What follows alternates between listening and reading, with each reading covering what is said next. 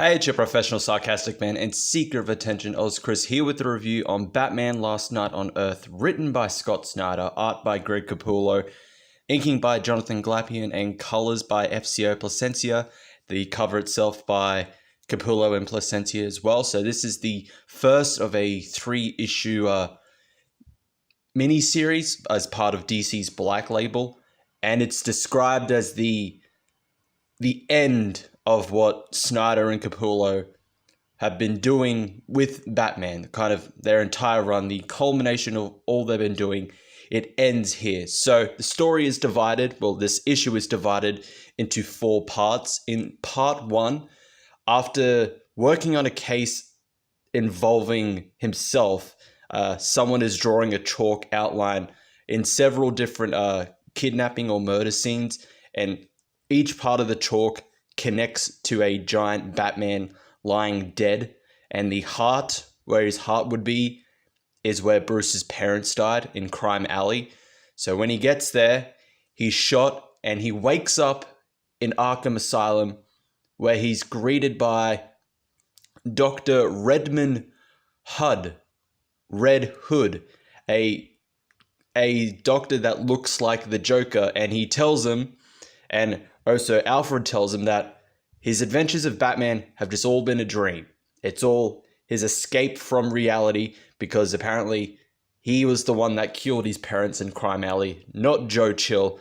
And all of these villains that he's been facing are just representations of different orderlies or employees and other patients within Arkham Asylum.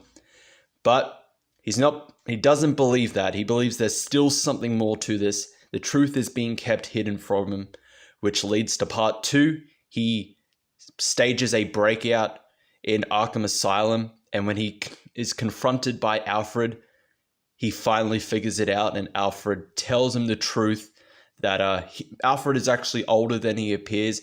A lot of time has passed since Bruce was shot, and there's a reason why he hasn't aged at all. The world has gone to crap, and one emotional, heartfelt goodbye, and Bruce enters the real world, where a barren wasteland, where he finds pretty much attached to just a post is the talking head of the Joker, who becomes his Robin, or as he says, his noggin, because it's a head.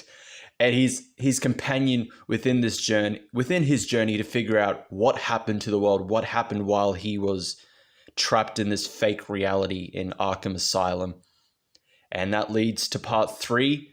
We learn a bit more about what happened to this world, at least with one of it. Mogo, the giant Green Lantern planet, was drained by Brainiac and dropped hundreds and hundreds of Green Lantern power rings onto the Earth, as well as what would be the shattered remains of the central Green Lantern power battery. And with people that aren't actually proven themselves to use the ring, the rings have gone out of control, creating these giant Green Lantern baby constructs which attack people on sight, and their former hosts are just now mindless husks that are being dragged by the construct. Batman is saved by some old friends and foes, which leads to part 4, the end part. He is greeted by Wonder Woman and her Amazons. She reveals more about what's happened to this world, which ties into what Snyder is doing with Justice League, with Justice Doom. So in this world, Lex gave everyone an offer. They accepted Doom, and it helped, lead to the Earth being pretty much destroyed, a barren wasteland. Superman is apparently dead, but there's rumors that he's still alive. Someone called Omega has taken the anti-life equation and boosted it, and Wonder Woman assumes that it's actually one of Batman's old allies, particularly maybe a Robin. I'm going to say maybe Damian, given his whole resurrection on Apocalypse and the New 52 Batman and Robin. going to say it's probably Damien that's Omega.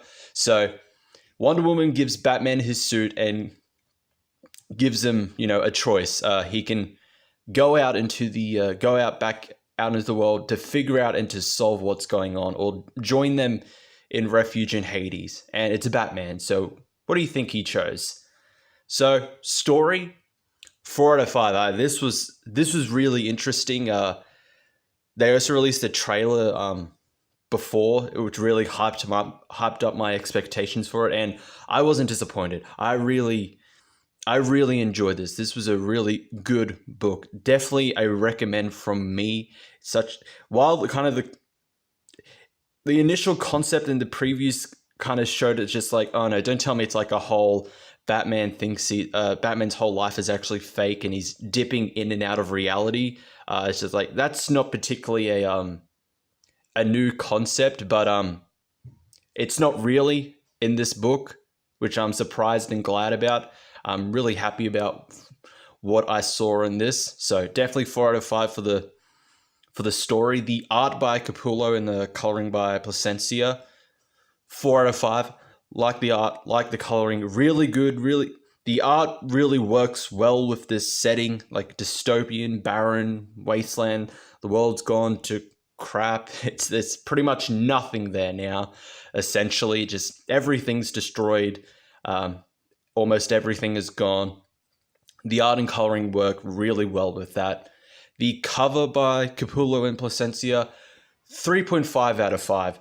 It's a good cover. It is kind of simple, but I think it kind of captures the atmosphere of the setting and plot of this issue, of the overall story of Batman Last Night on Earth. So good cover. So that is all. Thank you all for watching. I'll see you all next time.